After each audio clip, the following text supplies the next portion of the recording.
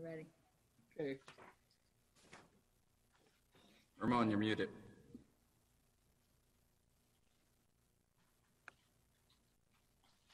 All right, good. Everybody now, can you hear me?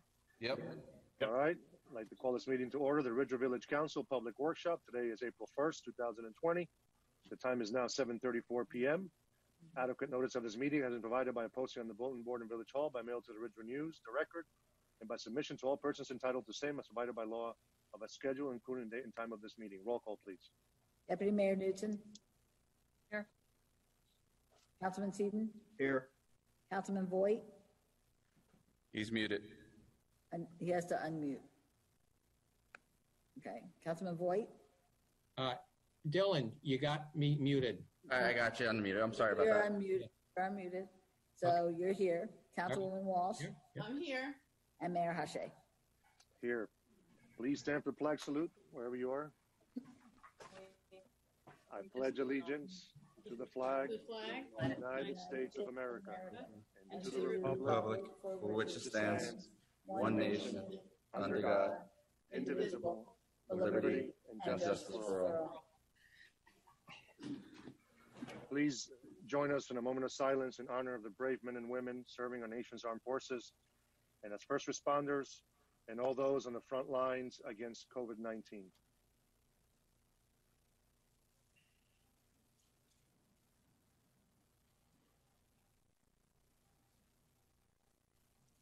Thank you. So this is our first meeting that we're having, Village Council meeting, since all of the social distancing measures and executive orders were put into place. So I'll apologize ahead of time for some of the technical difficulties that we're going to have. Although we have tested the equipment and the connections very well, I think. But just in case that we're going to run into a couple of glitches here and there, we'll iron them out as we go along. But thank you for joining. It's certainly unprecedented times, and the fact that we're doing this now, I didn't think we'll be here, just short 3 weeks ago. So thank you for joining us. With that, we'll start with public comments, not to exceed 3 minutes per person. So are we starting with the folks on Zoom first? Phone, with the phone, yeah. The phone. So We don't have any ask that- dial-ins. We have no one on the phone? Okay, then we start with the regular public. So just if you wish to speak, raise your hand and you'll be recognized, and then you'll be unmuted. Do I have anybody? Anybody raising their hands? Hold on, let me look. Pamela, Am I unmuted? you're unmuted. Yes. Okay. I just wanted to thank you. Just identify yourself, please. Pamela Perrin, 123 Kenilworth Road. I wanted to thank you all for the amazing job you're doing. I really appreciate it. And all the volunteers in the town, it really shows what Ridgewood's made of. It's a great community and it shows. Thank you. Thank you. Anybody else?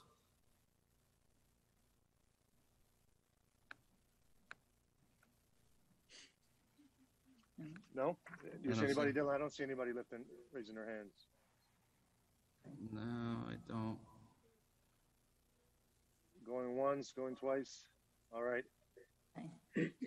So the manager's report, I just want to mention that I had sent out a e-notice last night. This information is also on our public access channels, which is channel 77 for Optimum and 34 for Verizon Fios. Just a few of the highlights. Several things have been delayed or canceled, including Earth Day and the Daffodil Festival, the RBSA Opening Day Parade and Family Fun Day, and the Shred Day scheduled for April has been rescheduled for a later date. I also just want to briefly go through how we're going to operate come Monday. As most of you know, we've been closed to the public for quite a while, and we also have been having our staff not be here. There have been key staff members who have been here in Village Hall to make sure operations are running smoothly. but for the most part, our employees are working from home. They're listening to their voice messages on their phones here in the offices, and they're also responding to emails as best they can. We've also had sporadic employees come in to process checks or process applications, but come April 6th, we'll still be closed to the public. Offices will be staffed with minimal staffing to take into account social distancing requirements from Monday through Thursday. On Fridays, we'll be closed, and that'll be a time for our custodial staff to go through and do a very thorough cleaning. Staff will be answering the phones in their offices when they're in their office, and we'll be processing applications, paperwork, and bills. Staff working from home will still be responsible for answering emails and retrieving and answering voice messages. All staff at home is on standby and may be called into work if necessary. Garbage pickup will remain curbside for the foreseeable future. This allows our crews to be able to pick up all the garbage which has been collecting. We've almost doubled our garbage collection amounts that we collect because everyone's home, and we have actually doubled our volume for recycling. Recycling will continue to be picked up. Bulk pickup will resume the week of April 13th. Yard waste pickup will begin the week of April 13th, and the recycling center will also open the week of April 13th. It will be open Monday, Tuesday, Thursday, Friday, Saturday, and be closed on Wednesday. Anyone going to the recycling center, you'll have to line up, if there is a line to get in there, on the side of the firehouse to make a right-hand turn into the driveway to go to the recycling center. You will not be able to have a left turn from East Glen Avenue into that driveway. I think for the most part, that's it. This information will go out in an e-notice. If you know people who aren't signed up, please have them sign up. Also, everything on the e-notices is now also going on the public access channels. So for those who may not have technology, they can watch it on the public access channels on their TV. That's all I have.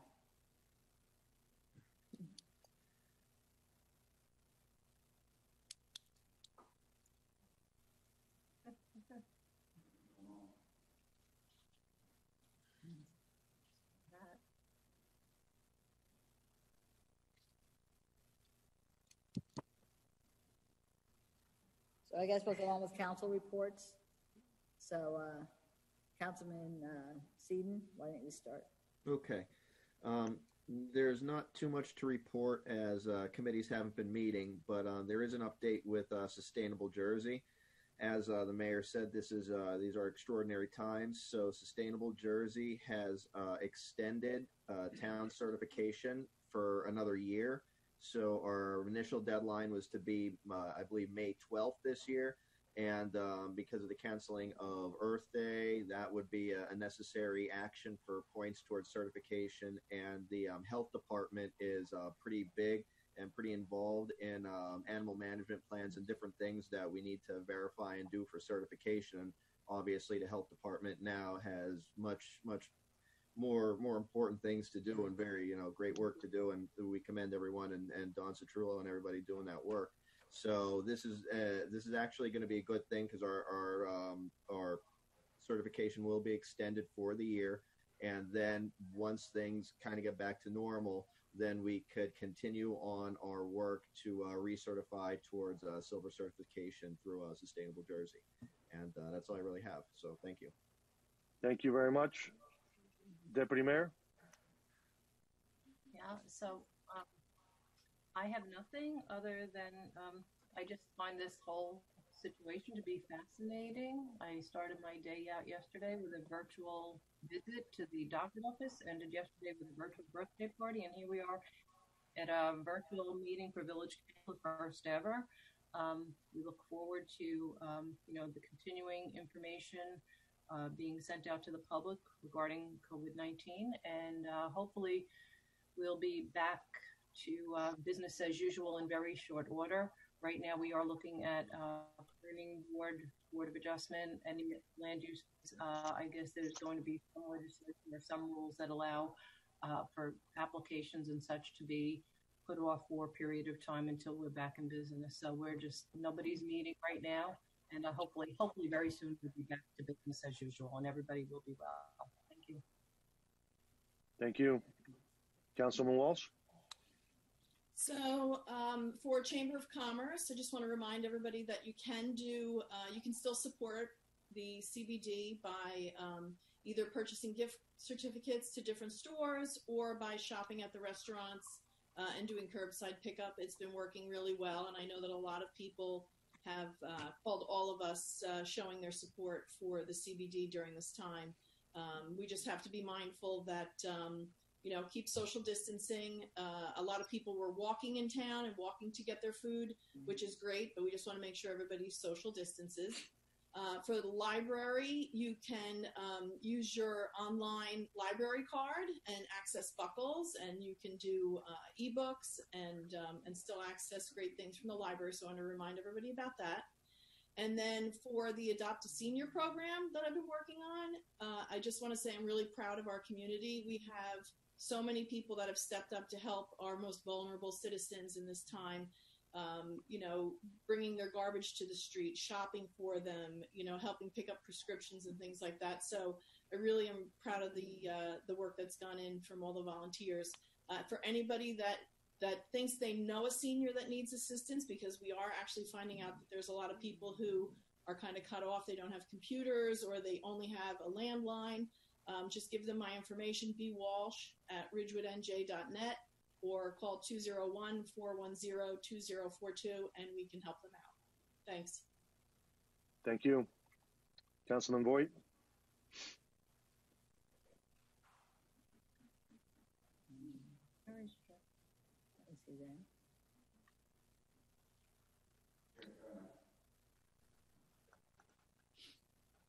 He was here. I saw him earlier.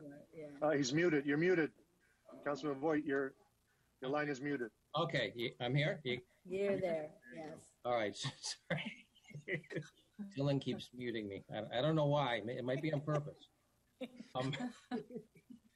So a couple of thoughts. I don't know if it's possible for us to have virtual committee meetings.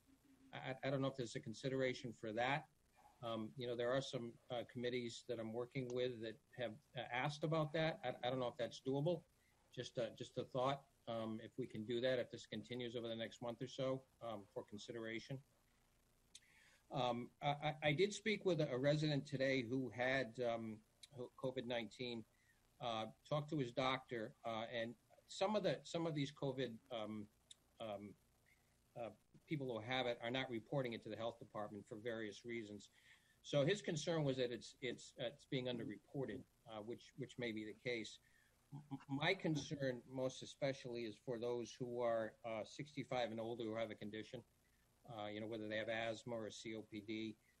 There's a report that came out a couple of days ago from the CDC, which looked at those people who actually have comorbid conditions, and it's 65 and older, and they found that 40% of those ended up in the hospital, and 20% of those ended up in the ICU. So that particular population is extremely vulnerable, and with social distancing, most especially, that population should be very, very careful out there. I'm also concerned, looking at some of the numbers, they're starting to accelerate, even in Ridgewood. We're getting more and more cases of COVID-19 positive cases, and it's going from a linear progression to almost a hockey stick progression, which is of concern as well. So I'm just concerned about that as well. So again, social distancing hopefully will help over time. That's it. Thank you. Thank you, Councilman Voigt. Just to your point about having the committee meetings, although the formal village committees that I'm participating in, that I'm liaison for, have not met yet, I've had several meetings with other groups, and I have found that using what we're using now, the Zoom app, has been great. Oh, good. It's been very convenient. It's worked just as we were using it now. It's actually worked out really well. So, and it's very easy to send out the invites and get everybody coordinated. So if you do have your committees, Councilman Voigt, that want to meet, I would say just kind of send out a communication and suggest that everybody download the app, and once everybody's on board, propose the meeting time and date. Can Dylan help us with that? Yes, he would have to help you. Sure. Yes. Okay, good. Yeah. Thank you. Thank you. But just from my part, in terms of reporting, obviously my committees have not been meeting. This has just been an extraordinary time for the village, and it's one of those times where you have these times of crisis, and I think that these types of situations, we've seen it before. Unfortunately, sometimes it takes crisis to bring people together, but I really do believe that it brings out the best in people. It brings out our empathy and our thoughtfulness and regarding others and the well-being of others.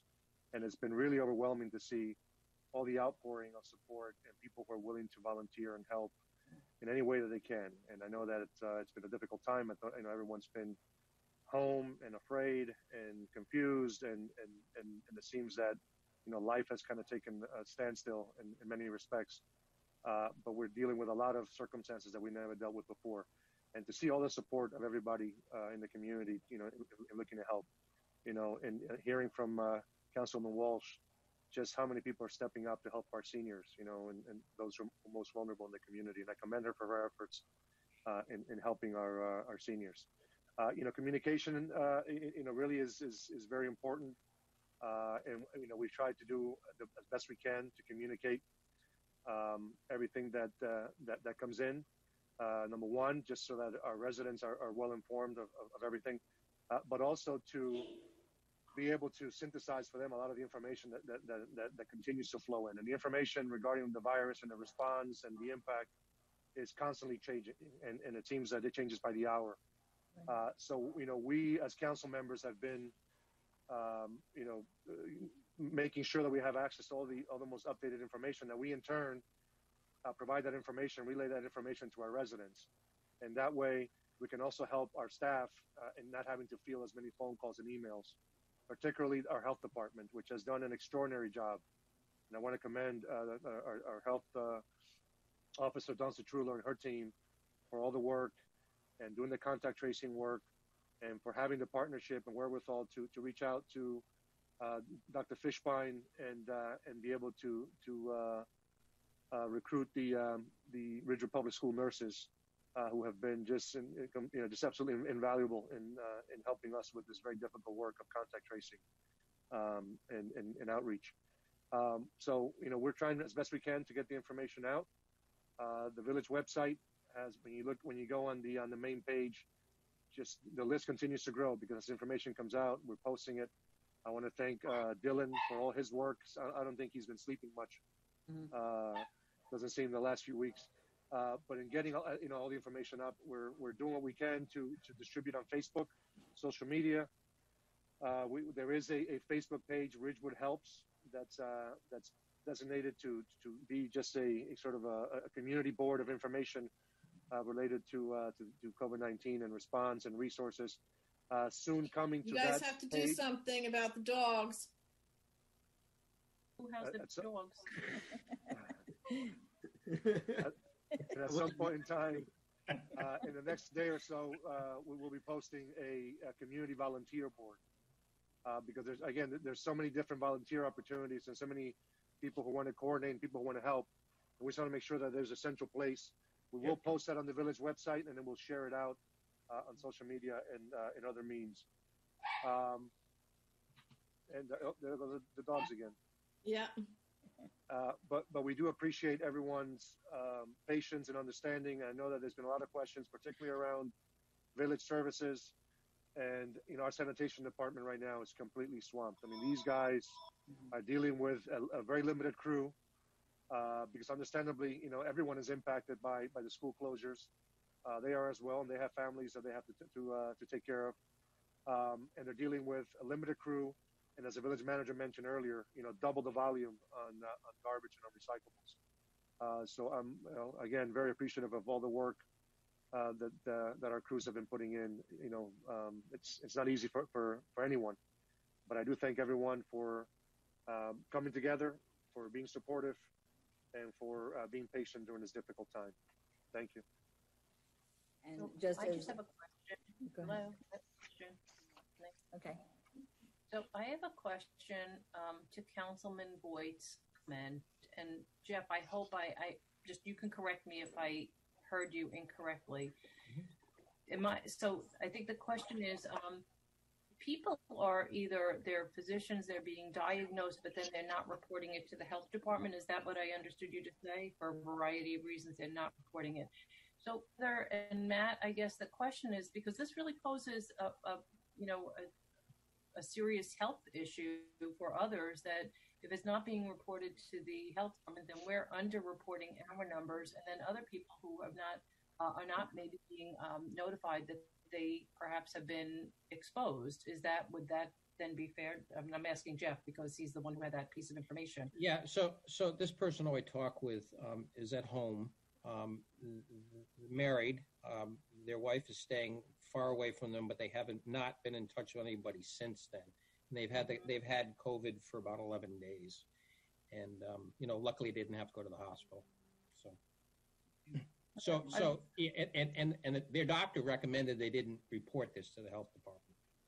So their own personal physician suggested they not. Okay. Yep. Did they say why?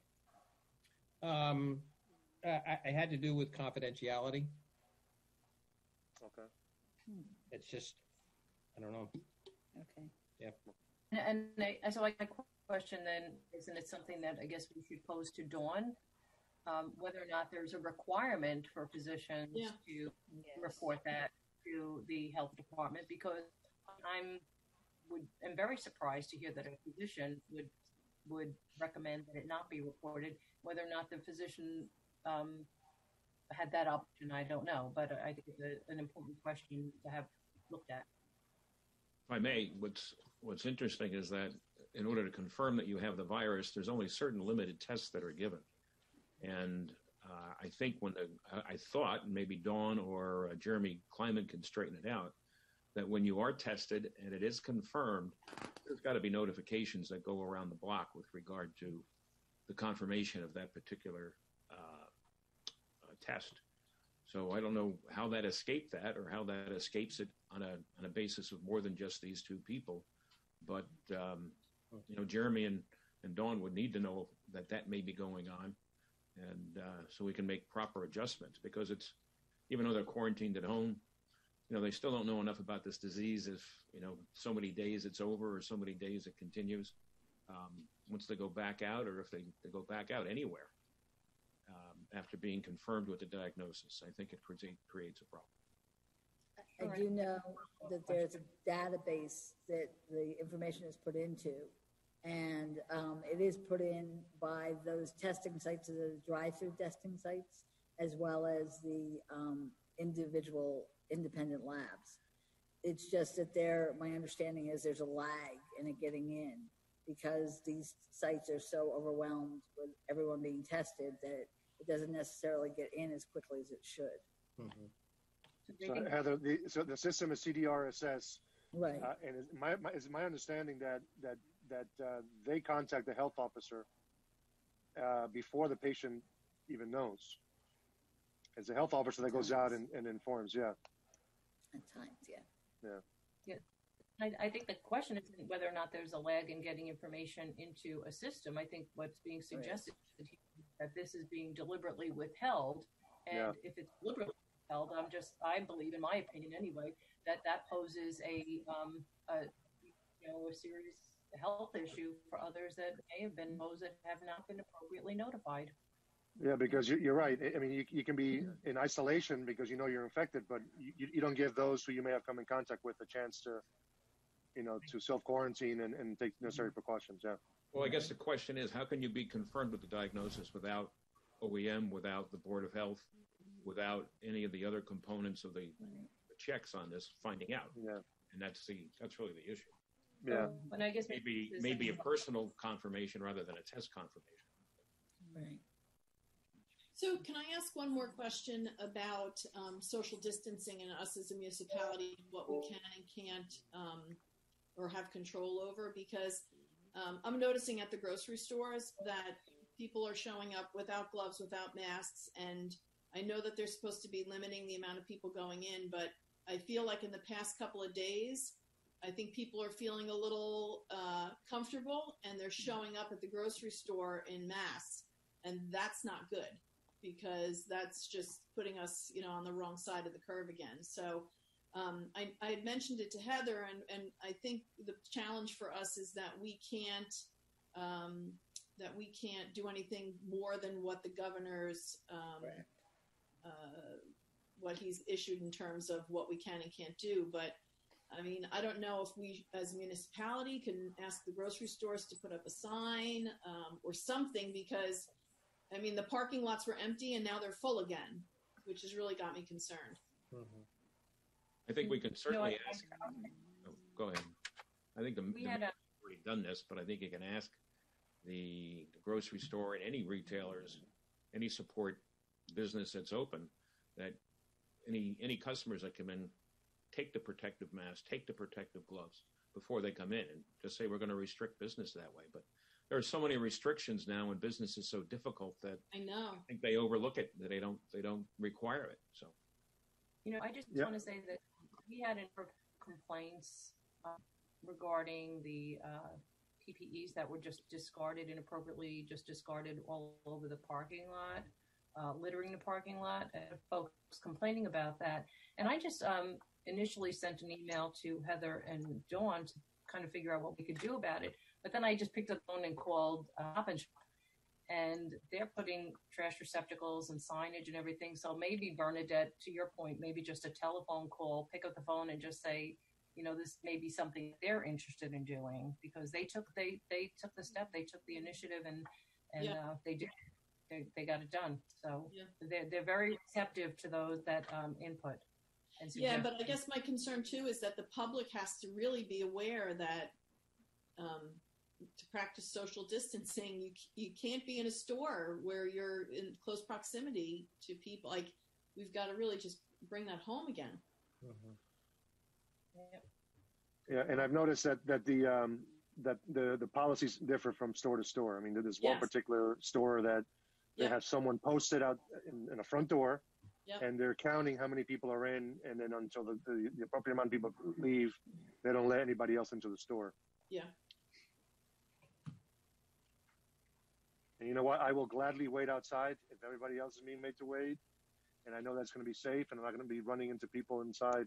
I will gladly wait for me to be called in. Yeah. All right. So we'll close public comments and we move on to the agenda. Okay. Just before the discussion item, I just wanted to mention all of our first responders who have been here, have been out there, and doing their jobs that they usually do. Going with an ambulance or a fire truck or a police car to help others.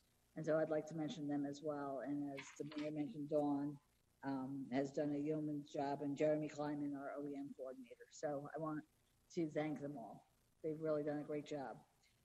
So our first item is under budget, discussion of quarterly property tax payments and quarterly water payments. So Bob Rooney is on the Zoom meeting, and so I'm going to have him speak to this. I know some people have asked about, extending the due date for the taxes May 1st and, what we can do and can't do. And so Bob's memo works on that, but so Bob will be discussing it at this time, just 1 minute, and we'll make sure that he's on. Not. So you just have to find Bob. No, he's muted. Okay, good. Matt.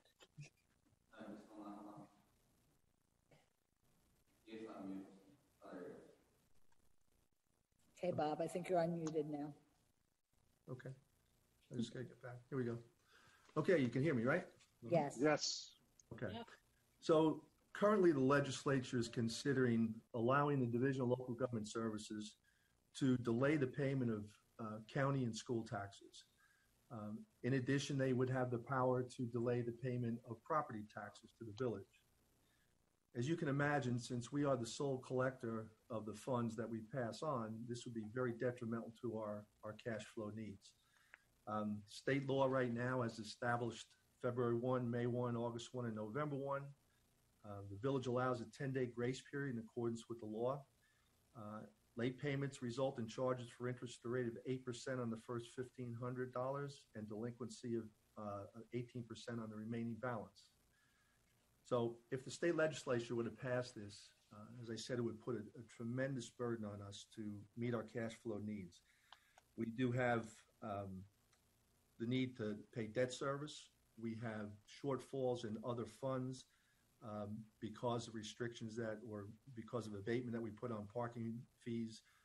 We may have water usage fees that go into it. So we become the sole providing funding source of all these other potential shortfalls. In addition, mortgage companies currently provide about 65% of our payments every quarter, which is roughly $36 million a quarter. So if this process were to be allowed and we were to comply with it, we would lose that revenue stream. It would go out several months before we'd be able to recoup that. Now, mortgage companies currently have escrow accounts. So they are, by law, required to escrow 3 months of payment. So it wouldn't be a cash flow problem for them to pay us. They have the money and they should be able to pay it forward. The other restrictions that we're faced with now is the delay of state aid to us. Currently, we've been getting homestead rebates about $500,000 in April. The state has now postponed that till at least July. And they've even, I don't know how they can do this, but they've even suggested that they increase their budget year to the end of September. Legally, I don't know how you can do that. I think I was just muted. Did I do that? Am I still good? Yes. Yeah. Also, we had a pension payment due today. The state didn't defer that, and that's about $4 million. And May 1, we're due to pay a police and fire pension of another $5 million, which the state has not deferred.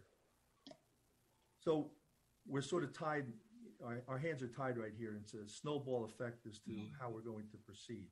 My suggestion is we maintain the payment process. We keep everything due when it's required.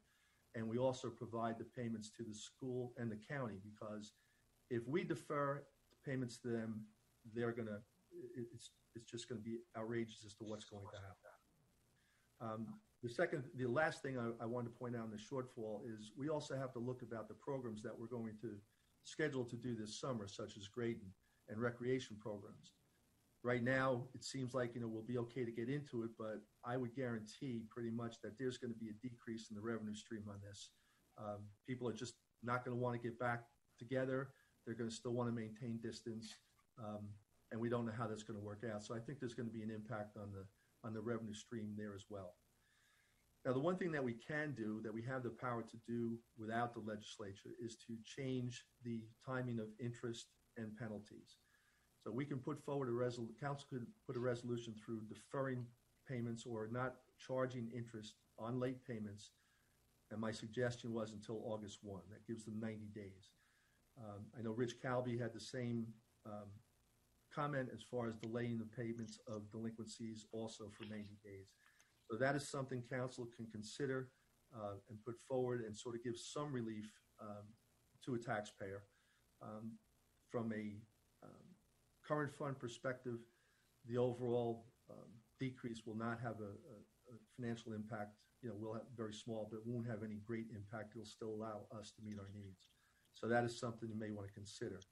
For those property taxpayers that come to us to seek some type of assistance or payment plan, we can deal with those on a one-on-one basis. I can work with the tax collector, come up with a process that sort of works them through and helps them in financial situations. So again, we have the power to do that. It'll be up to council as to how they want to proceed with that. Rich, do you want to add anything to that?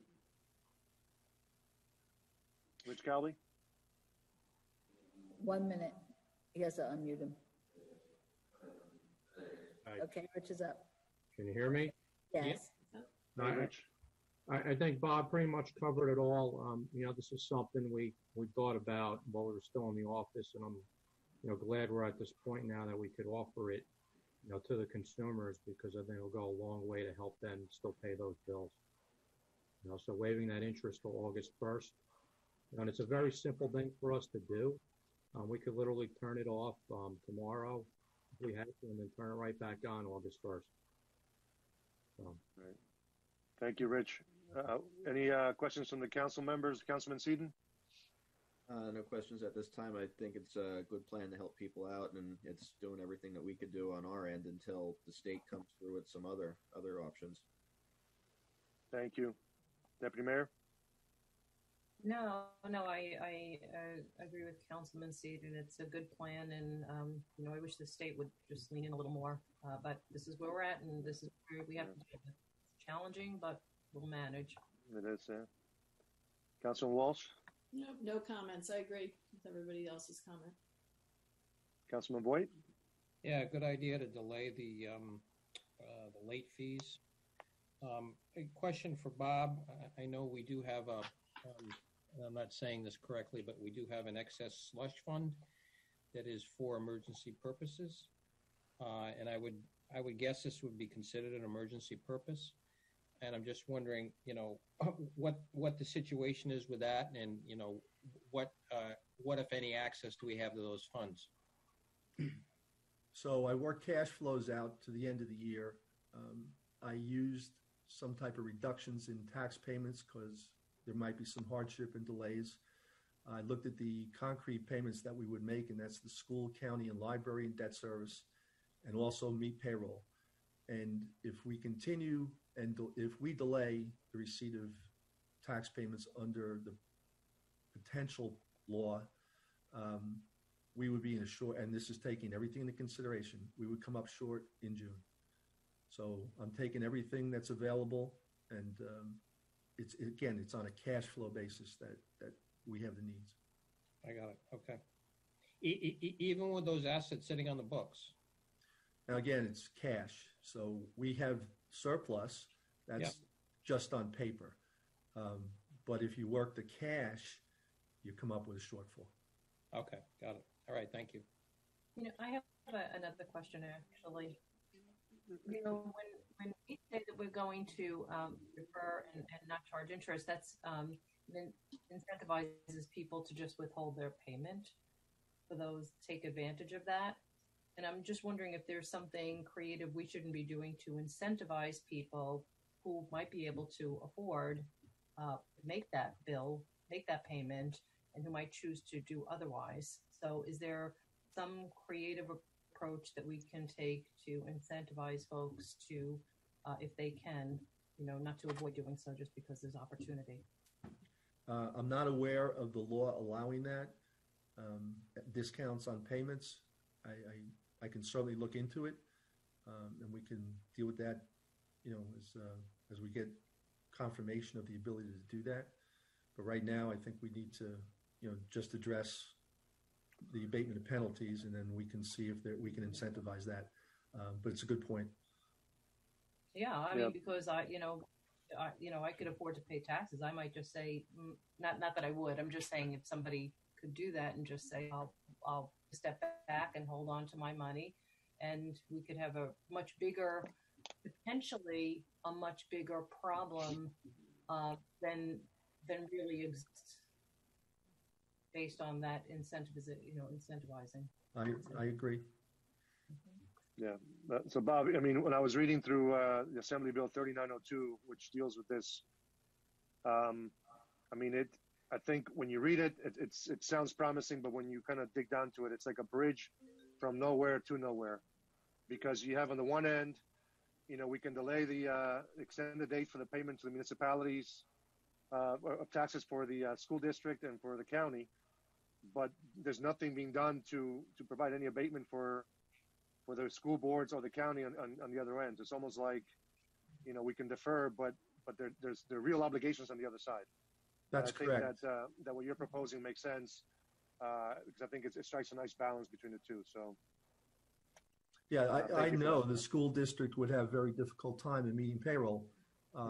They didn't get our check when they're supposed to. Sure. Sure. All right. Thank you very much, Bob. Thank you, Rich. You're welcome.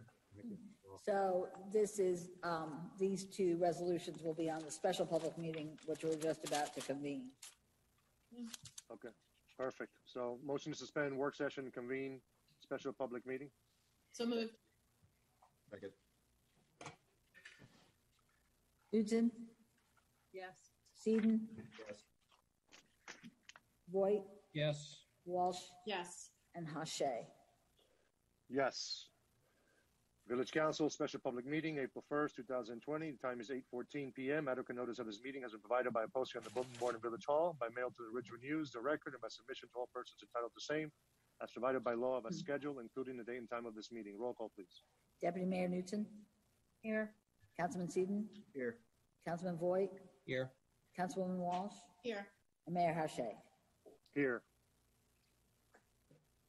I move the, we have no ordinances.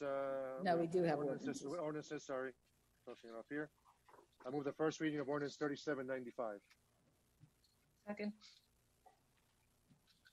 Newton, Yes. Seaton, Yes. Voight, Yes. Walsh, Yes. and Hache. Yes, so order. With the clerk please read the ordinance 3795 by title. A bond ordinance providing for various water utility improvements in and by the Village of Ridgewood in the County of Bergen, New Jersey, appropriating $6,780,800 therefore, and authorizing the issuance of $6,442,000 bonds or notes of the village to finance part of the cost thereof. I move that ordinance 3795 be adopted on first reading and that April 15th, 2020 be fixed as the date for the hearing thereon. Second. Newton, Yes. Seaton, Yeah. Voight, No, it includes the Elks Club, and I'm not in favor of us moving forward with that. It was supposed to cost us $900,000, and it's costing us well in excess of $2 million. I think it's first of all, I think we haven't managed the cost very well, and I'm not in favor of it, so no. Walsh, No. and Hache. Yes. I move the first reading of ordinance 3796. Second. Newton, Yes. Seaton, Yes.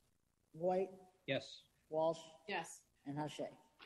Yes, so ordered. Would the clerk please read ordinance 3796 by title? I just want to point out that this ordinance is actually the one that incorporates both the grant and also the contribution from the sports groups, which was not in the original ordinance.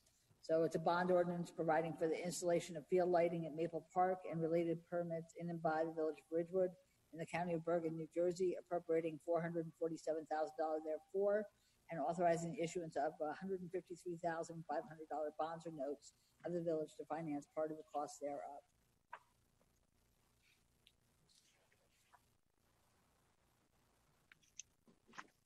Who's moving it? I move that ordinance 3796 be adopted on first reading and that April 15th, 2020 be fixed as the date for the hearing thereon. Second. Newton, Yes. Seaton, Yes. Voight, Yes. Walsh, Yes. and Hache. Yes. I move the clerk read ordinance 3785 by title on second reading, that the public hearing thereon be open. Second. Newton, Yes. Seaton, Yes. Voight, Yes. Walsh, Yes. and Hache. Yes. Will the clerk please read the title of ordinance 3785 by title? A bond ordinance providing for various water utility improvements in and by the Village of Ridgewood in the County of Bergen, New Jersey, appropriating $6,780,800 therefore, and authorizing the issuance of $6,780,800 bonds or notes of the village to finance the cost thereof. This ordinance was written as a self-liquidating ordinance, which was incorrect. Therefore, ordinance 3785 will be defeated this evening, and the revised version of this ordinance with the down payment included was introduced this evening as ordinance 3795. The public hearing on ordinance 3785 was as advertised for this evening, so anyone wishing to comment may do so at this time. The public hearing is now open. Do we have anybody on the line, Dylan? Okay. They weren't Anybody coming. raising their hands? Anybody wishing to comment on this ordinance? There's one person on the line. Do they wish to comment? Okay. Okay, there's Okay, nothing there. I move the public hearing be closed. Second. Newton, Yes. Seaton, Yes. Voight, Yes. Walsh, Yes. and Hache. Yes. I move that ordinance 3785 be defeated. Second. Newton, Yes. Seaton, Yes. Voight, Yes. Walsh, Yes. and Hache. Yes. I move the clerk read ordinance 3789 by title on second reading at the public hearing thereon be open. Second. Newton, Sorry, I didn't. Seaton, Yes. Voight, Yes. Walsh, Yes. and Hache. Yes. Will the clerk please read the title of ordinance 3789? Bond ordinance providing for the installation of field lighting at Maple Park and related permits in and by the Village of Ridgewood in the County of Bergen, New Jersey, appropriating $447,000 therefore, and authorizing the issuance of $424,000 bonds or notes of the village to finance part of the cost thereof. The amount of the grant and the amount of the donation from the sports group was not included in this ordinance. Therefore, it will be defeated this evening. The revised version of this ordinance with the grant amount and the donation amount included was introduced this evening as ordinance 3796. The public hearing on ordinance 3789 was advertised for this evening, so anyone wishing to comment may do so at this time. The public hearing is now open. Anyone? Oh, we got, Okay. you're on live. Yes, hello. Hi, my name is Walter Cox. I've been a Ridgewood resident for almost 20 years. I have kids in elementary, middle, and high school at this point, and they've all been participating in a variety of sports from soccer, baseball, lacrosse, youth rugby. And I'm on the board of both the Maroon Soccer Club and the Ridgewood Soccer Association, and would just like to voice my support and the support of both soccer organizations lighting at Maple Field. Could I just have your address? May I have your address, sir? Yes, it's 279 Bel Air Road. Okay, thank you very much. All right, thank you. Anybody else raise your hands? Somebody else? I move the public hearing be closed. Second. Newton, Yes. Seaton, Yes. Voight, Yes. Walsh, Yes. and Hache. Yes. I move that ordinance 3789 be defeated. Second. Newton, Yes. Seaton, Yes. Voight, Yes. Walsh, Yes. and Hache. Yes. I move the clerk read ordinance 3790 by title on second reading that the public hearing thereon be open. Second. Newton, Yes. Seaton, Yes. Voight, Yes. Walsh, Yes. and Hache. Yes. Will the clerk please read the title of ordinance 3790? A bond ordinance providing for various capital improvements in and by the Village of Ridgewood in the County of Bergen, New Jersey, appropriating $4,303,000 therefore, and authorizing the issuance of $4,087,000 bonds or notes of the village to finance part of the cost thereof. The Village Bond Council has advised us that an amendment is required with ordinance 3790, which in section 6B should state the average period of usefulness computed on the basis of the respective amounts of obligations authorized for each purpose and the reasonable life thereof within the limitations of the local bond law is 9.03 years.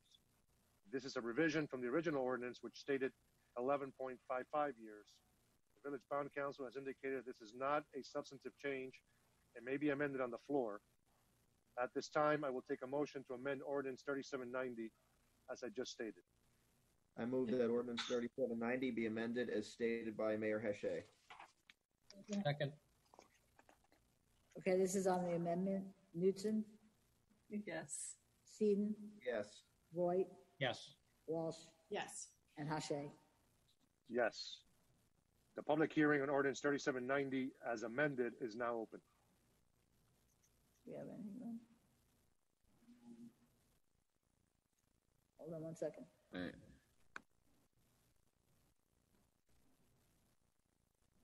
If you go to the participation area, you can raise your hand that way as well.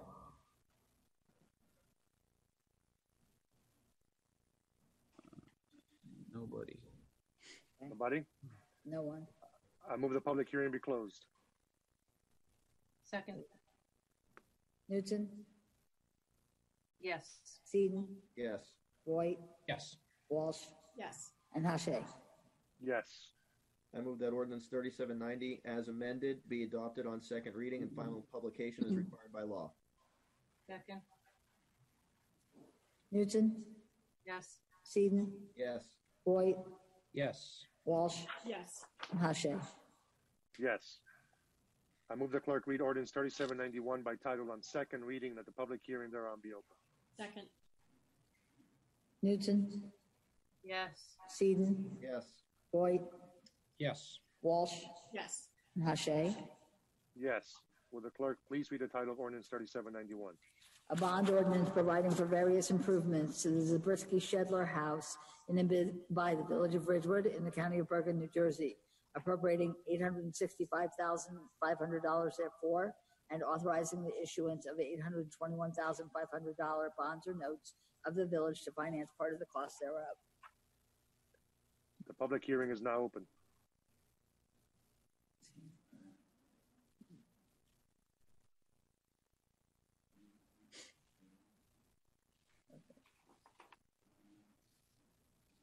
No one. I move the public hearing be closed. Second. Newton, Yes. Seaton, Yes. Voight, Yes. Walsh, Yes. and Hache. Yes. That ordinance 3791 be adopted on second reading, final publication as required by law. Second. Newton, Yeah. Seaton, Yes. Voight, I'm for preserving the history of our town, but not on the backs of our residents. And so no, we don't have a plan either. So no. Walsh, Yes. and Hache. Yes. I move the clerk read ordinance 3792 by title on second reading, that the public hearing thereon be open. Second. Newton, Yes. Seaton, Yes. Voight, Yes. Walsh, Yes. and Hache. Yes. Will the clerk please read the title of ordinance 3792? A bond ordinance providing for various improvements to Shedler Field in and by the Village of Ridgewood in the County of Bergen, New Jersey, appropriating $1 million therefore, and authorizing the issuance of $950,000 bonds or notes of the village to finance part of the cost thereof. The public hearing is now open. All right. Motion to reconvene special public meeting. So moved. Okay, and hold on. And a second? Second, sorry. Okay. Newton, Yes. Seaton, This conference will now be recorded. Jeff has arrived. He just arrived. Okay. So Seaton, I'm not hearing him.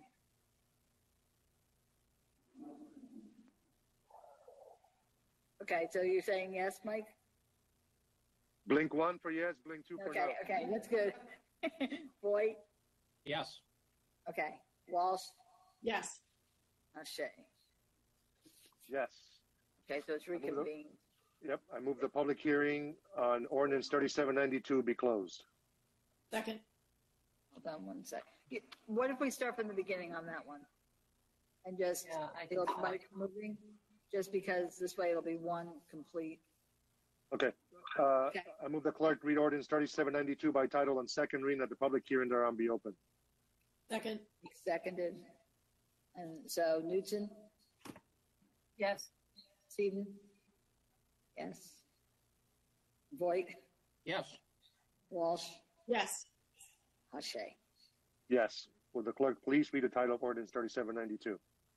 Bond ordinance providing for various improvements to Shedler Field in and by the Village of Ridgewood in the County of Bergen, New Jersey, appropriating $1 million therefore, and authorizing the issuance of $950,000 bonds or notes of the village to finance part of the costs thereof. The public hearing is now open.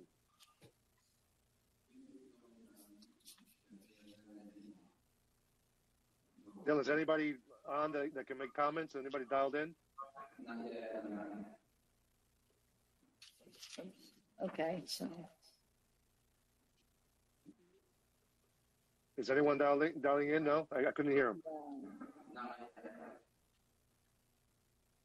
okay. Move the public hearing be closed. Second. Okay. Newton, Yes. Seaton? Oh, he's not there. Roy, Yes. Walsh, Yes. Nashe. Yes.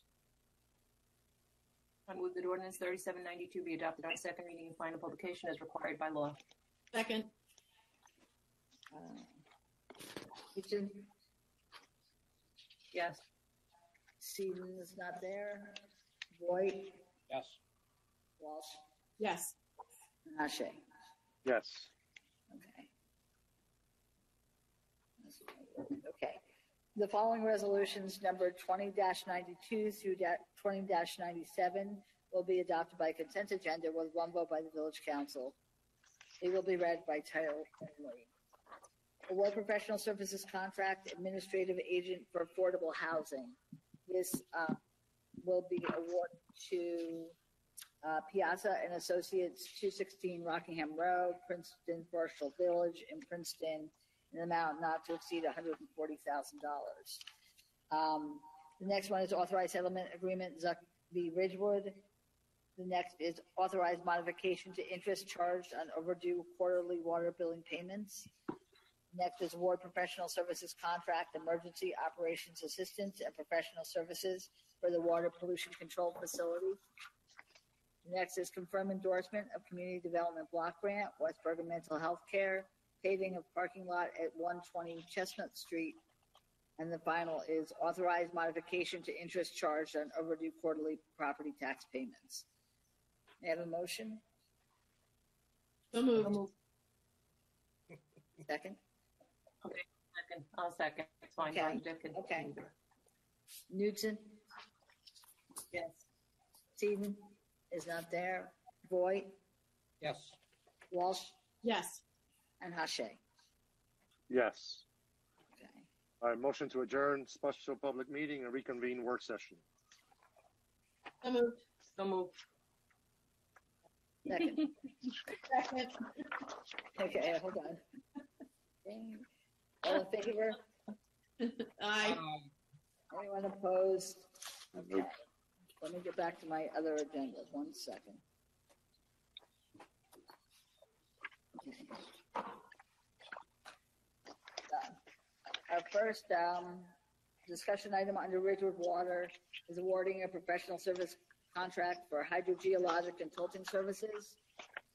In 2019, the village awarded a 2-year contract for hydrogeologic consulting services for Ridgewood Water.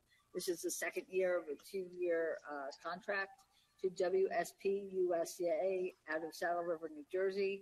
The firm has worked with Ridgewood Water to plan, design, and oversee well rehabilitation and new well construction projects, which includes replacement well drilling, well repairs, treatment plans, production plans, and general services to assist with regulatory compliance and emerging contaminants. This is in the amount, I don't think I said it, of $167,500. Any comments or questions? Okay. The next item is awarding contract for software support for our SCADA system in 2019 again. This we awarded a 3-year contract for the SCADA software support. This is the second year of a 3-year contract to Emerson Process Management Power and Water Solutions out of Pittsburgh, Pennsylvania. They were a sole source contract for this software. This comes out of the water utility operating budget, and the amount not to exceed is $18,922.97. As you may recall, the SCADA allows water utility operators to communicate, control, and record the equipment and data points and troubleshoot any problems. Okay. Nope.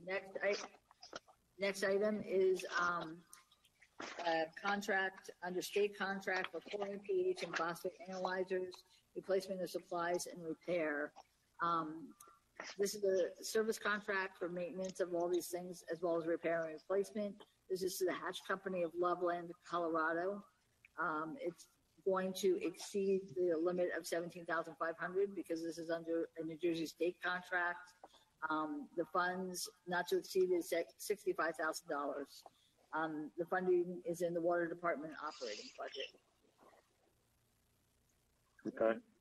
The next one is authorizing a change order. In 2019, a service contract was awarded to J. Fletcher Kramer and Son of Hackensack, New Jersey, for asphalt surface repair, asphalt trench patching, and it was an initial award of $150,000 for the year. So that was from July 1st to June 30th of this year. At this time, an additional $150,000 was required for additional services to complete the year to June 30th. So the total amount of the service contract is actually $300,000. This is why it was exceeded. The NGDEP prescribed lead and iron service line inventory. We've embarked on a massive project of inventorying every customer service line material type in the system.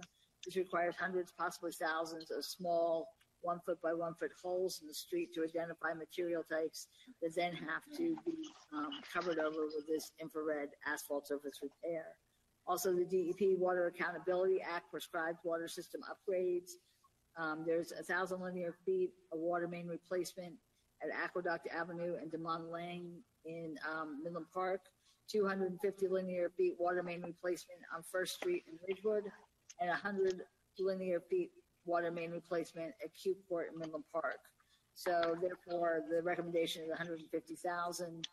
This will go out again for award this spring to be awarded again July 1st. So we know better, what kind of use we're going to get out of it and, how much we should budget. Okay. So, all right. The next item is an interconnection between the Borough of Allendale water system and the Ridgewood water system. We've always had this interconnection. The DEP requires that all water systems maintain these for safety purposes, such as if there was a system failure, Ridgewood Water could supply Allendale water with water for fire protection as well as consumption. The DEP is requesting that Allendale codify this connection with an agreement between both parties. So this resolution will allow both the mayor and myself to sign the agreement. Is that good? Okay. And the next one is declaring 2 Ford Transit vehicles surplus. In both cases, they were taken out of service in January of 2020 because the price to repair them exceeds the value of the vehicles. Next item is the restoration of parking meter fees. So as you know, from March 20th through the April 5th, there have been no parking meters in effect or no kiosks in effect. So the question is, I think we have to get back to putting the parking meters back into effect. We're losing revenue, obviously.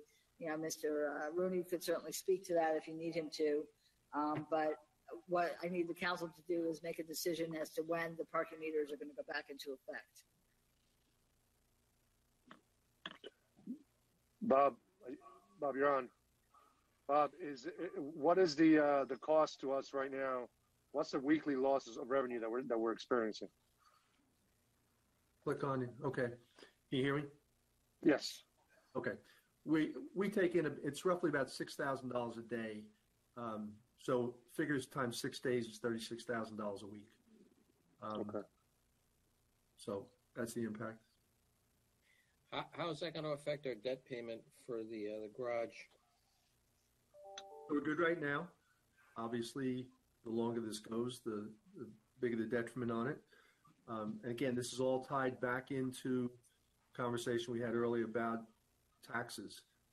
So if need be, we have to be in a position that we can support any deficit that may result from this. But right now, it looks like, this isn't going to kill us. But again, we don't know how long we're going to maintain this.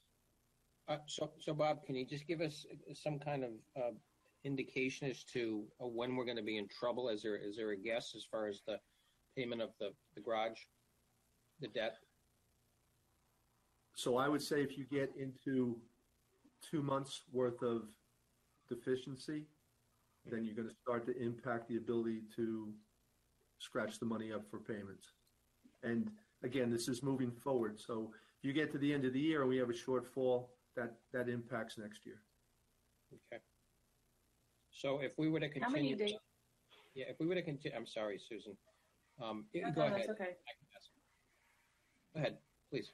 I actually already, I remember the date. I was just going to ask the date that we actually discontinued the meter that we suspended.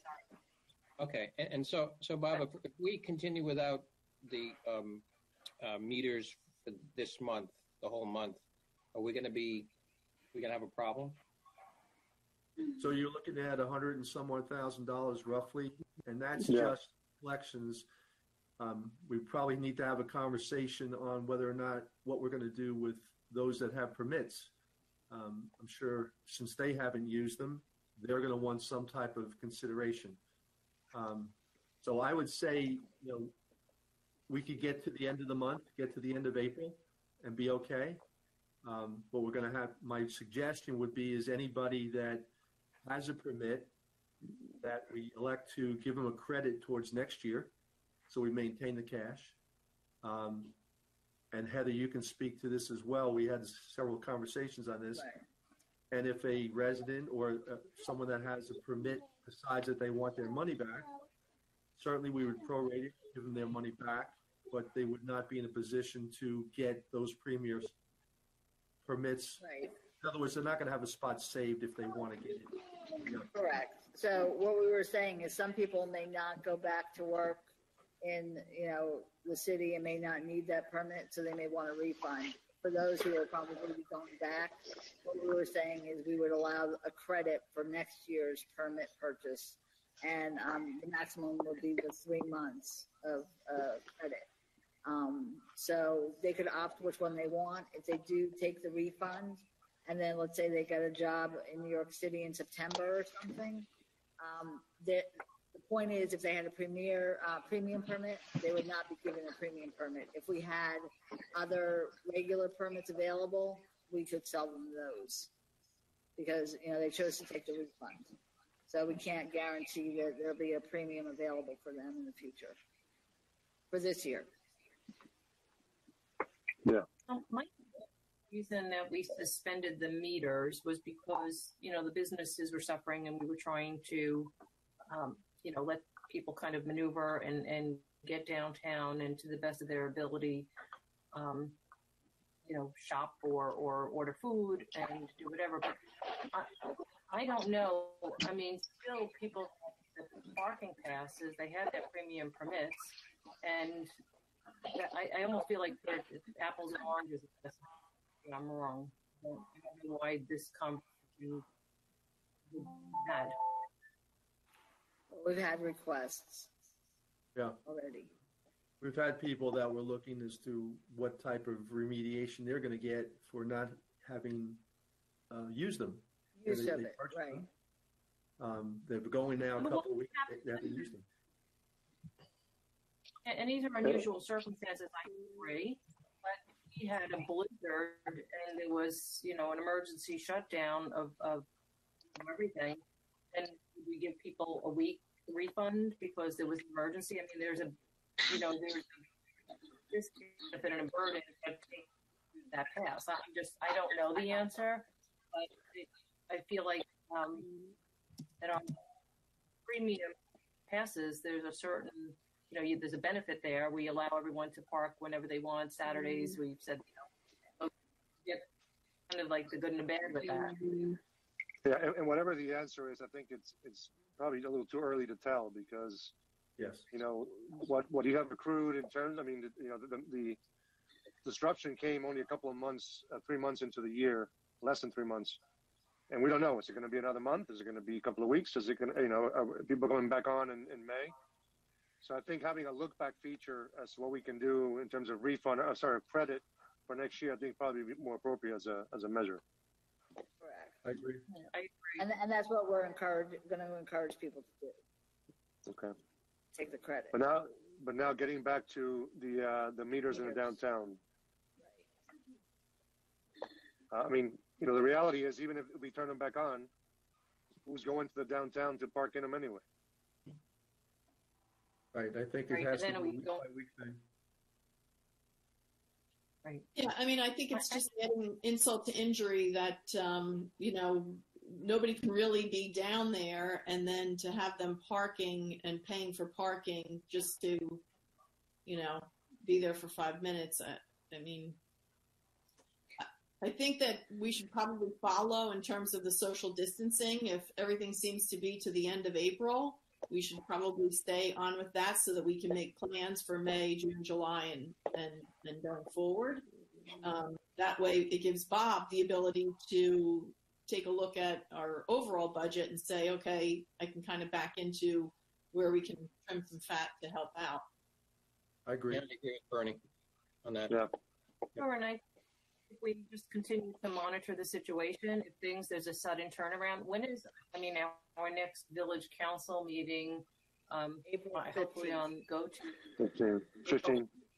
Yeah, it's April 15th. I mean, so if the meters weren't, if the ordinance was not suspended by the village council, then at the village manager's discretion, based on monitoring of the situation, if things had a miraculous turnaround on April 15th, then just like they were suspended, they could be reinstated, right?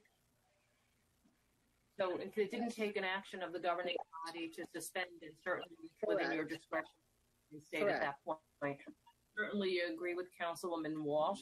I think it adds in some, and then presumably if we were to reinstate them, then we would have our PEOs back. And I don't think we really want to go that route right now. We'll just monitor it and move forward accordingly.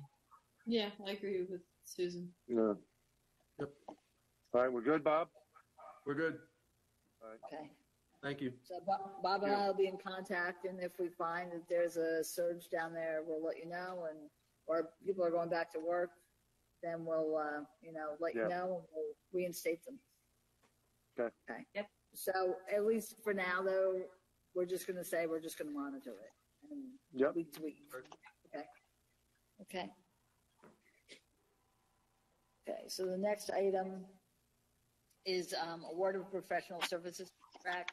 This is the SCADA system software for the water pollution control facility. So this is the same type of thing where it can monitor the pumps, the blowers, and other equipment at the water pollution control facility. The village has hired Keystone Engineering Group of Fraser, Pennsylvania, in the past to assist us in assessing the problems and fixing our SCADA system several years ago. The 2020 service and maintenance of the SCADA system on a time and materials basis is an amount not to exceed $25,000, and this is budgeted in capital ordinance fund. Any question? Okay, the next one is award of professional services contract closeout of contaminated soil removal at the Hudson Street lot. As you know, we've been dealing with contaminated soils encountered during the excavation for the footings of the Hudson Street lot and the garage. First Environment of Boonton, New Jersey has been providing the licensed site remediation professional, LSRP, and material removal services for this lot. The next phase of the work is to have First Environment prepare the appropriate filings with the NJDEP so that it would be closed out. This is an amount not to exceed $13,600, and this is in the construction account for the garage. The next item is the closeout of the environmental investigation of the community garden. We had some residents who had plots in the community garden who were concerned about possible contamination, similar to what occurred at Orchard School. So we again retained First Environment of Boonton, New Jersey to conduct 2 rounds of soil samplings at the community gardens in response to these concerns. The sampling results have been generally very positive for the village. There was one exceedance which required notification to the NJDEP but then subsequent sample analysis indicated the exceedance was a de minimis condition. So the next phase of the work is to have First Environment prepare the appropriate filings with NJDEP, and that will reassure the residents that the community garden soil is a safe place to plant in this season coming up. This is in a budget amount of $8,000 to close it out.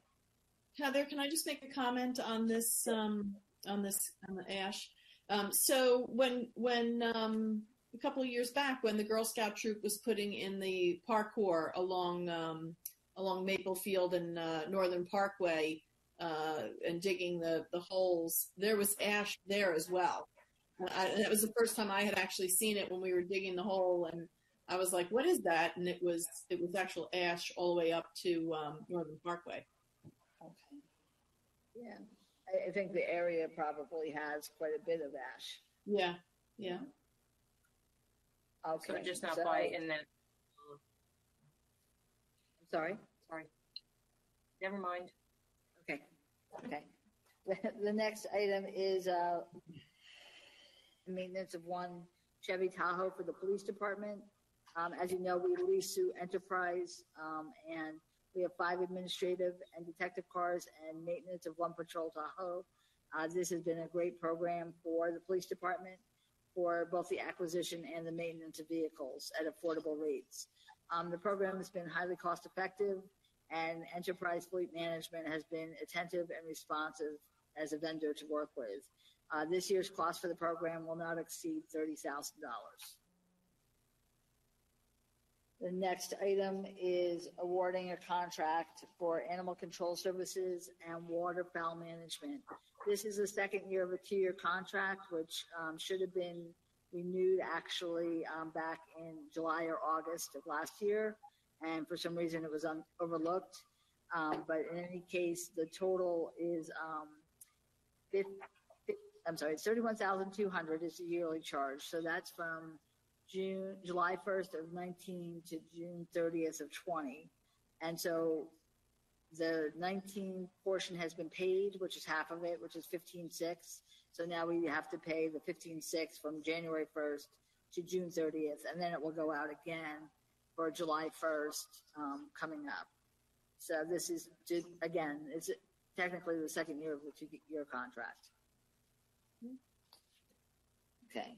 The next item is the Hudson Street Garage project. So the Shade Tree Commission, as you know, has given us presentations about tree wells with the brick collars. We're not allowing the trees to grow properly. We're not good for the trees' health and well-being. So over the winter, most of the brick bands have been removed around the tree wells.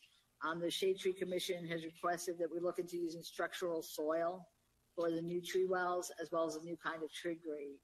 And Chris Redesauser has basically given us a memo indicating, or has indicated that there are certain concerns that he has. Basically, that any material removed will need to be disposed of, and the disposal is about $58 per ton. The other one is the estimated cost for the structural soil is approximately $53 per ton. His understanding of the structural soil is that it has very little nutrients in it to support plants or trees. And Julian Salazar, also from EPIC, stated that it's conducive to low tree roots and not deep tree roots. So I don't know if that affects the stability of the tree. Mr. Redesauser has found that the frontage along Hudson Street is approximately 290 feet. The proposed sidewalk is 10 feet deep. So if we remove material to a depth of 3 feet, we'll excavate approximately 322 cubic yards for the entire length of Hudson Street, which is what I think the Shade Tree Commission would like us to do. At 1.4 tons per cubic yard, it's 450 tons of material at $58 per ton to dispose of, which equals 26,100, 450 tons of replacement material. The structural fill will be 23,850. So if we were to use it only in the tree wells, it would probably be about 30 to 35,000 plus the cost of the excavation effort. If the entire stretch of the sidewalk is filled with structural soil, it'll be approximately $50,000. The Shade Tree Commission has also recommended pervious sidewalk slabs as well as irrigation for each tree well. We're at a point now where if we're going to make the decision to do this, we need to do it now because they're about to put down the slabs and then you would need to put in the piping for the irrigation for each tree well. It apparently is coming from the opposite corner and it would have to go, I guess, under the lot. Is that right, Mr. Roshauser? Under the lot, I think, and then to the various tree wells. There would also have to be some insulation for that piping because otherwise it would freeze and crack in the cold weather. So I just want to also point out that any change would be a change order for the village to pay. Obviously, Epic has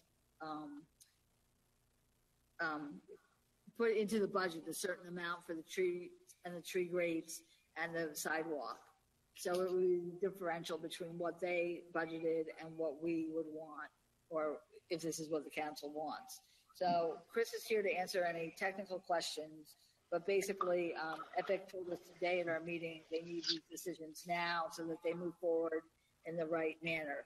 The other thing was that the Shade Tree Commission, I think there was the Velcova trees are the ones that were proposed by Epic, and I think the Shade Tree Commission wanted some other type of tree. I'm not sure what that was.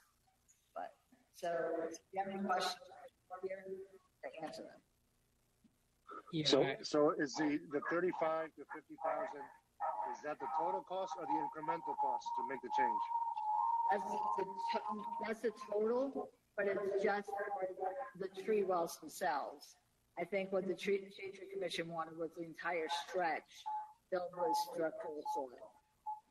And again, these are ballpark estimates because really, Chris just did it by looking up, and estimating based on measurements as to how much we would need. So I have a question on the soil. It sounds like the soil is not conducive for the trees to grow. All right. So the existing soil out there is just, it doesn't have much loam, doesn't have much organics in it. That's why it's concerned that when it's compacted, it's not good for tree roots to grow very well. So do we need new soil for them? I mean, do we have to cart in new soil? Is that kind of the thinking? That's what this proposal is. You remove the existing soil, dispose of it, and then you put in the structural soil that's being advocated by Shade Tree, and that's where you come up to 50,000. They also are interested in having irrigation.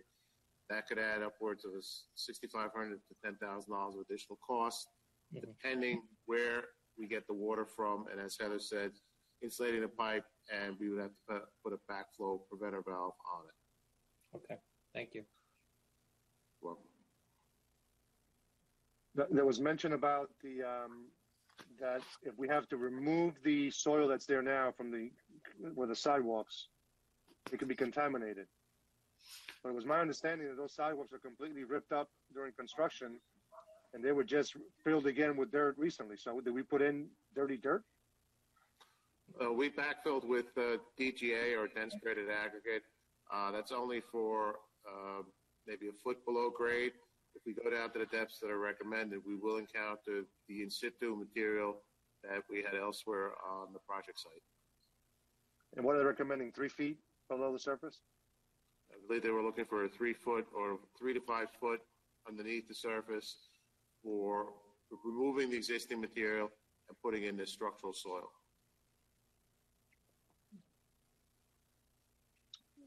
And then the 35,000. So remind me again, 35,000 ballpark was to do just the tree wells, and 50 would be to do the entire sidewalk. Is that right? Yes. I guess it would be important to know what the incremental cost would be, because that's the total. Where are we now based on the current plan? Well, right now, do we know what that is?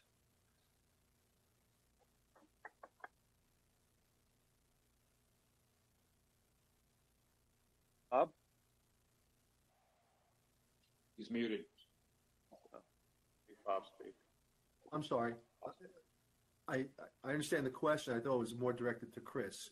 I asked you, you're the numbers guy. All right, Chris, you have the numbers. I did the rough calculations on take out the existing material, put in the structural soil. Shade Tree is also talking about putting in pervious sidewalk. That could be an additional cost for constructing it, a porous or pervious sidewalk. And a side consideration with that material is you need to buy a vacuum sweeper, clean the sidewalk, remove the fines so you don't clog the pores in the material. And my understanding is that Shade Tree is looking at as an opportunity of doing this at the Hudson Street site because they have some plans and suggestions as to what we should do with the other tree wells in downtown. And this kind of gives us a sort of an easier kind of experiment to carry out because work is already being done. You're not ripping up an existing sidewalk. You're taking advantage of the fact that it's under construction. But the irrigation piece, that's to irrigate. So it would be the flat design tree well. So we're not counting on the water kind of flowing in from runoff. This would be in addition to that. It would be in addition to that. It would be probably like a drip irrigation system, just to provide water to the trees. So how many trees do we have there? Right now, the site plan proposes 5 Zelkova, if I recall correctly. So, 5? Did I hear that right? 5? Yes, 5. Yeah. Yeah. So Chris, the 50,000 doesn't include the impervious. I think it's bricks that we're going to be putting down as well. I mean, what's the 50,000 give us? Does it give us everything we need to make sure the trees are going to thrive? Not quite, because it just basically removes existing soil, puts in that structural soil fill in its place, and the trees would be planted. Shade Tree has also made a request or recommendation that irrigation be considered for those trees, and that would be anywhere from $6,500 to $10,000 additional. And then the bricks that we need, the impervious bricks or pervious bricks, is that also? And yes, that would also be an additional, or as they say in construction, an upcharge. They would have to get a different formulation of material for the sidewalk, one that when concrete is placed would have pores that water would drain through it. But that also has, as I said, a drawback or requirement that we have an air vacuum sweeper to clean and maintain it so you don't clog the pores.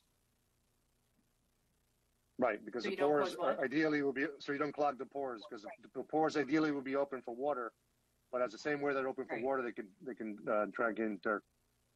Correct, Mayor. And what? Yeah, and I also think. I just wanted to ask if so. I know there was mention of that during our garage meeting this morning with the vacuum. So, how often does that have to be done? What's the maintenance on something like that? We would have to look at that trial and error wise. It depends how much sediment or dust is in the area. We have to see if it has an environment that's conducive to clogging from traffic or whatever, and then clean it accordingly.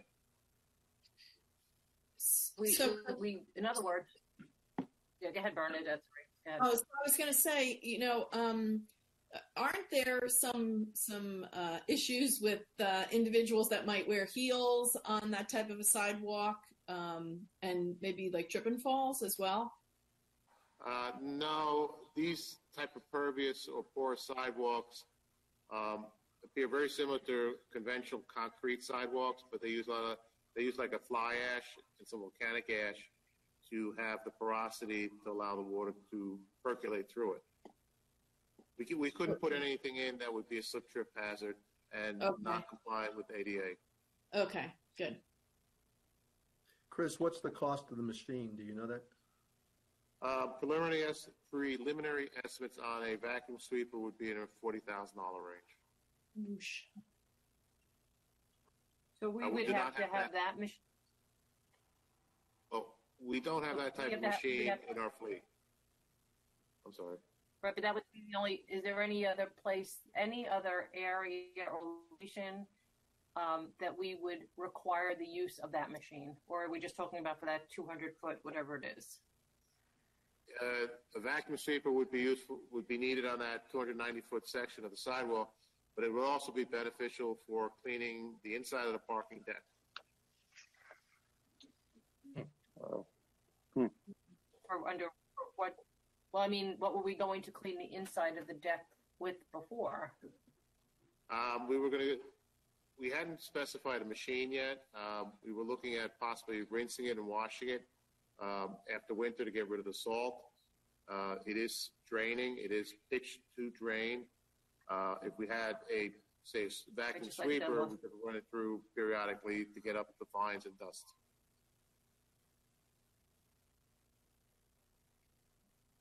Now, Chris, the recommendation is not that the structural soil has to be coupled with the pervious brick. They're independent from each other. You can have one or the other, right? You can have one or the other or both. I think Shade Tree is going for the whole 9 yards, shall we say, and recommending both. And it's up to you folks to decide how you wish to proceed. So, Chris, just to add something to this, I believe we talked about this morning, that if you wanted the water to come to the wells, that would actually have to be done next week so as not to delay the process of putting the slabs down at the garage, correct? You are correct. We are facing, as Heather also mentioned, a time crunch where we need a decision as how the village wishes to proceed, so not to delay the finishing up of the project. Right.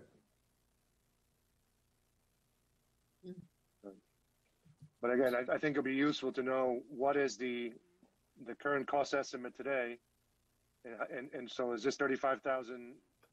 Does it mean twice as much as we have budgeted today? You know, only $5,000 more? It'll be important to know what the base number is. And then what the upcharges are. Right. We're dealing with, right?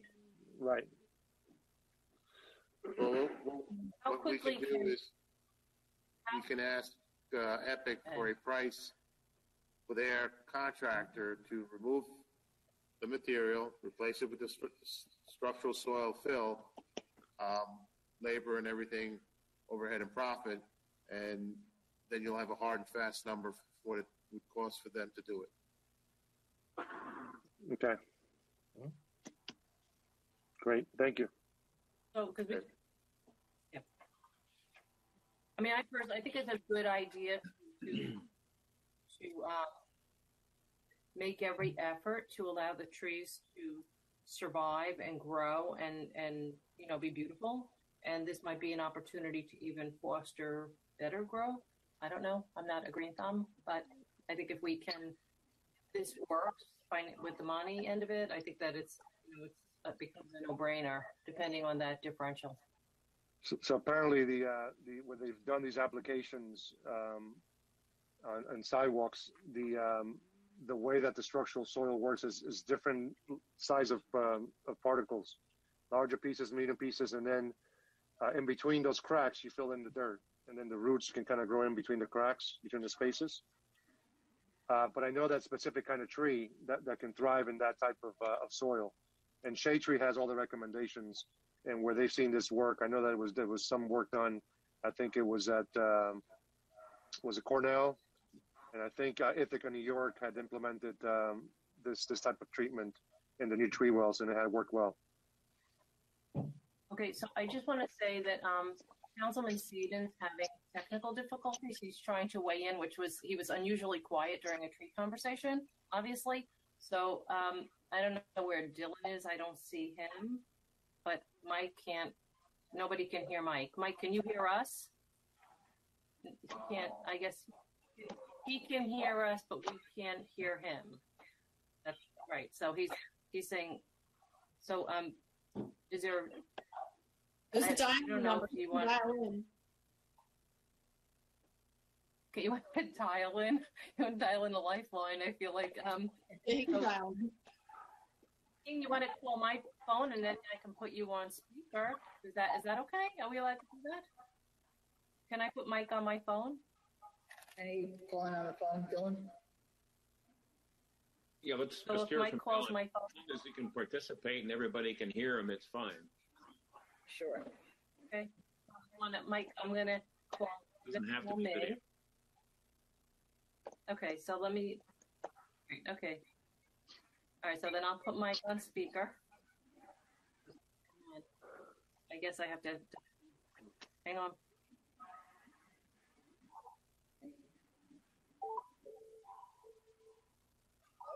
Oh, okay, Mike. So let me just turn up the volume. Hang on. All right, now can everyone hear Mike? Yep. Hello, can everyone hear me? Yes. Yes, Mike. I hear myself too. This is great thing, technology. For what was, I think that Shade Tree, or if anything else is there to be cut or cut back, was structural soil.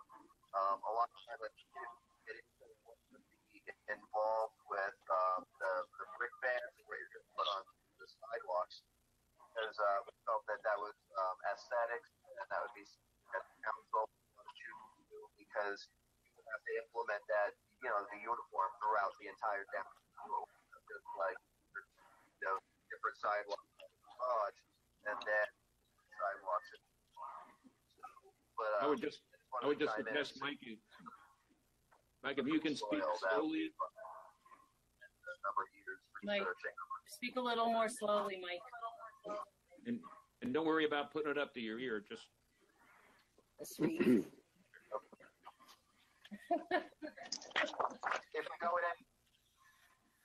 go with structural soil.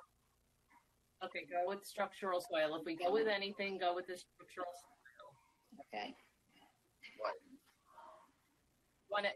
We'll stay on the line, right? Yeah. Okay, fine. All right. The only thing I would say that if we're going to do those individual things to the trees, we need to make that decision now, because Epic needs to know. None of our other trees have individual irrigation. We do put the bags on them. I forget what they're called, bladder bags or something, when they're first planted. And I don't know whether, as stated, we're going to have to insulate that whole pipe as well. So my question is, do you want to go for that extra expense for each individual tree to have their own irrigation? Or are we going to just look at the structural soil and the possible pervious sidewalk slabs? So why don't we do this? Why don't we have Mike put together with Shade Tree a proposal with Chris and get it to Epic and get all the pricing? Because I feel like we don't really know what we're looking to do exactly. It sounds to me like there's a couple of options and a couple of charges. So why don't we just kind of get our ducks in a row, or trees in a row, and then we can make a decision. Okay, so hopefully we can make a decision at the pre-meeting conference on the 15th, because we'll need to know what to do, and because we're going to delay possibly the opening of the garage by a week, if we're going to go with that irrigation, because do we want them to hold off? Don't do it? Don't do the irrigation? No. Okay, so we're just going to look at the structural soil and then the pervious sidewalks possibly. No, well, the structural soil, right? That's the soil? Structural soil. Yeah, That's because the the soil. sidewalk, remember, the sidewalk comes with the requirement for that machine. That's another 40,000, it's just. Right. Yeah. Okay, so does everyone agree it's just a structural soil then? Yes. Yes. Yes. Bernie? Yes. Okay. Yeah.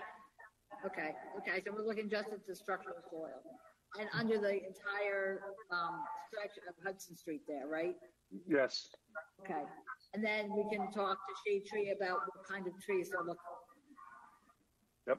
As opposed to South Clover. Okay, so you got that, Chris? So really, as long as we get the estimates, it looks like that's the direction we want to go in. And we'll see what their cost was and what the differential is. And I'll have that information to you before the 15th. to discuss it in that pre-meeting conference, and then we'll go from there. All right. Okay? Okay. Thank you. Okay, good. Okay. So the next one is recommendation to contract under state contract for gasoline and diesel fuel. We already awarded this earlier this year, and it was to Allied Oil, but apparently their gasoline contract expired on March 31st, and it was not renewed. So we're now looking at a resolution to award the purchase to the new contract, which is Rachel's Michelle's Oil Company, in an amount not to exceed $360,000. There's a lot of feedback I'm getting when we're talking. Chris probably has to be muted because we're in the same room, so it kind of bounces off. Did you understand what I said? Yeah. Okay. Okay. Better. So okay, better? Yeah. Okay. So basically, we're just changing the state contract to the new contract holder because the other one wasn't renewed. The next one is for water pollution control facility. We have one licensed operator who meets the necessary requirements for NJDEP. If during this COVID-19 pandemic, for whatever reason, he falls ill, there's no one else who can fulfill those responsibilities because he has to have multiple licenses at a high level. So Chris has solicited a proposal from DeBlock Environmental Services of Woodland Park, New Jersey, to provide a licensed operator if our operator were to become ill. This is in an amount of $21,000 if we need them, and the proposed amount should cover about 4 weeks if our operator was ill. So we do have money for that. It's good proactively to have this company under contract in case the worst happens. The next one is a request for a major soil moving permit. This is for the Orchard School removal of the soil that's contaminated. They are going to have to go to the planning board once their meetings resume for a preliminary, what's it called, a courtesy review of their project. The trucking routes will be carefully coordinated with the village's police department, and the applicant intends to move approximately 5,507 cubic yards of material. And the final one is, which we actually already considered on our special public meeting, which we do all the time, honestly, is for the Bergen County Community Development Grant. This is for West Bergen Mental Health Care, $46,300 for paving, striping, and repair of sinkholes in the parking lot. And so that was the resolution that was considered this evening. So for some reason, I don't know why, I don't have the review of next week's meeting. We do have the budget hearing. We do have these resolutions that we discussed this evening. We have the consideration of adoption for the budget. We have the ordinances that we introduced this evening will be considered for public hearing and adoption at next week's meeting. I apologize that we don't have that agenda with us. But basically, what I'll do is I'll just send it to you if you could reply to me individually if you wanted any particular one off of the consent agenda. Okay. All right. Thank you very much. We'll go back to public comments. Not to exceed 5 minutes per person. Do we have a queue, Dylan, for public comments? Only for people who are logged in. So anyone who's logged in who wants to speak, just raise your hand or indicate. You can unmute yourself if you wish to speak. So, looks like Sarab is unmuted. Yes, can you hear me? Yeah. Yes. Name and address, please. Good evening. Saurabh Dani, 390 Bedford Road in Ridgewood. I just wanted to give a shout out to all the village employees and everybody working on the front line and even in Village Hall for all the behind the scene work you all have been doing to handle the current situation related to COVID-19 and all the other situations that have come from it and the village business. And I also want to give a shout out to organizing this meeting remotely and allowing all these public comments and quickly setting up a new meeting and continuing the business. I'm a tech guy, and I know these situations can be very tricky, and Dylan did a good job under the fire. So I want to give a shout out to him that this was quickly handled very well. And lastly, this remote meeting from today basically gives me a confidence that I can be in a desert safari in Africa and still participate in public comments. So thank you.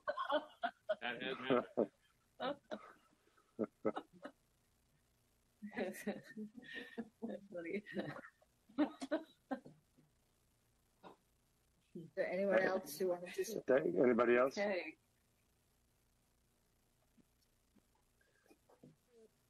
Do we have anybody else, Dylan? Lori Weber. Lori Weber. Hi, Lori. Hi, Lori Weber, 235 South Irving Street. And I got to hand it to you guys. I also am super impressed. Everything that you've done in terms of keeping us informed and up to date, holding us together as a community right up until this meeting. And the last one, which was actually one of the best village council meetings I've ever seen. Certainly entertaining. And again, like Sarb said, a fantastic comeback from what happened your prior try at this. And I think it's fabulous that you guys are doing this so that the community can stay in touch, keep life a little bit normal for us. Thank you so much. Keep life a little bit. Rick Hallaby. No. No, he's on. Yes. Okay. Rick. Yes. Do you hear me? Yes. Just identify yourself and your address, please. Yeah, again, Rurik Hallaby at 374 Evergreen Place. Again, thank you to the mayor for all the emails you've been sending out, keeping us well informed. And thank you to Heather and her staff. Couple of things. One, if I understood Bob Rooney correctly, worst case scenario is that the village would be running out of money by June. Am I correct? Secondly, listening to the discussion about the trees at the Hudson Street garage, are we planting, 5 trees? And it's going to cost, about maybe $50,000 for the irrigation system? I mean, that's insane. No one loves trees like I do. And you know how hard I fought for the trees that you felled at the expansion of the train station parking. But it's absolutely insane, considering all that's happening, for you to spend any money on that. Just defer the expense and look at other things we can spend money on. Secondly, turn it off. Basically, as far as the parking in the village, way before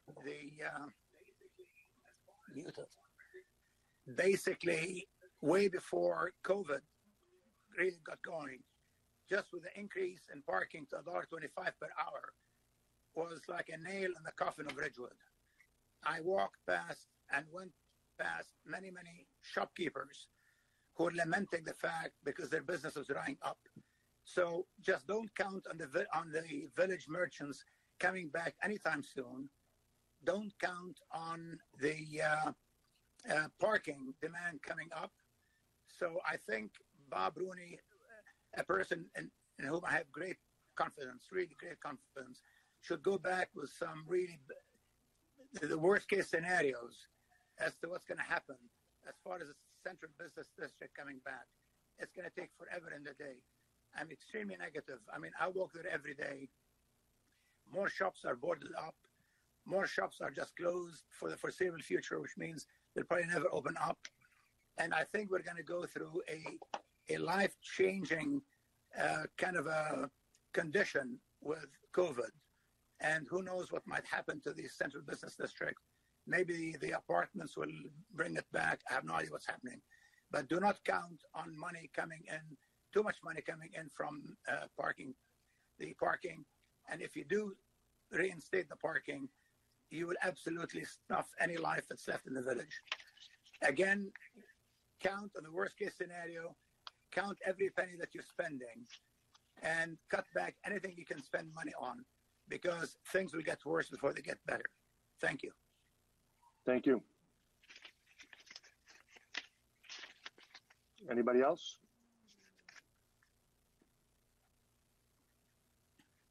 Dylan, do we have anybody else queued up? No? All right, just... Boyd Loving.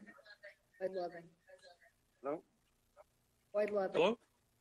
Yes, Boyd. Boyd Loving, 342 South Irving Street.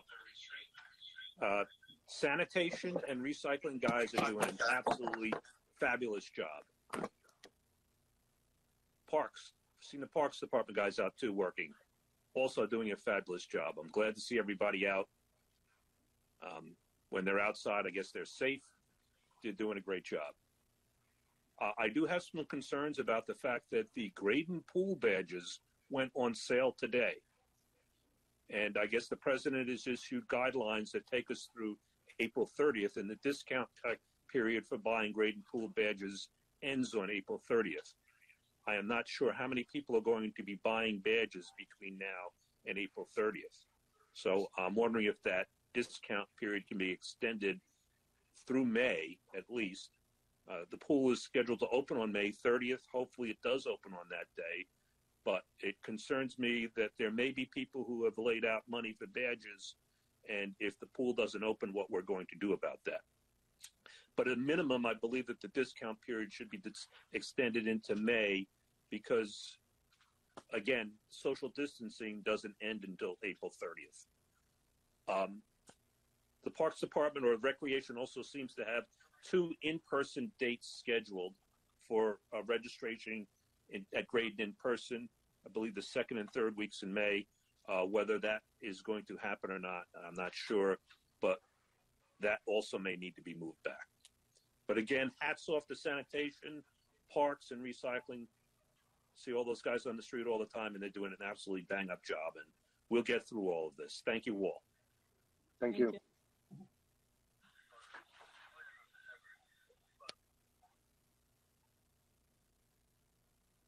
Anybody else?